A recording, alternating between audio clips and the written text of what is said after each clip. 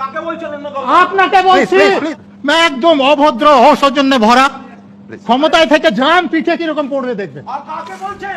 আপনাকে বলছি please please please please please শাসন ক্ষমতায় থাকলে ভদ্রতা সৌজন্যবোধ যে থাকতে হয় এটাও এরা ভুলে গিয়েছেন, কিন্তু ক্ষমতায় থেকে যখন যাবেন তখন অন্য দল করবেন যে দল ক্ষমতায় আসবেন। আপনি কাকে বলছেন অন্য কাউকে? আপনাকে বলছি প্লিজ প্লিজ করবো না। আপনার অভদ্রতার জন্য বলছি।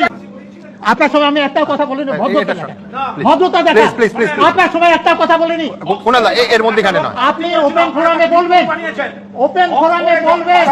প্লিজ এটা হবে না কুনাল বলতে যাও কিন্তু সৌজন্যবোধ শিখুন, ভদ্রতা শিখুন। Please please please please please please একদম কুনাল দা তখন আপনাদের কুনাল দা খোঁজে পাওয়া যাবে না। এটা এর সময়ের মধ্যে কেন এটা চিরদিন চলে আপনারা যাবে ক্ষমতায় থাকবেন না। কুনাল দা প্লিজ এ কি ভদ্রতা থাকা উচিত। হ্যাঁ। কলকাতা পুলিশে ভদ্রতা শিখুন। রশিদ খানের বিস্ফোরণ হলো, কি করছিলেন? কজনকে ফাঁসি দিয়েছেন? এটা বক্তৃতার মধ্যে না, আমি আপনাকে বাড়তি সময় এটার দিন। আগে উত্তর দিয়ে নিই।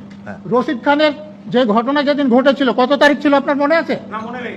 আচ্ছা, সেই দিন আমি কোথায় পোস্টিং ছিল আপনার মনে আপনি আছে? ব্যক্তি নয়। আরে উত্তর দেন না। পুলিশ, আপনি ব্যক্তি নন। আরে উত্তর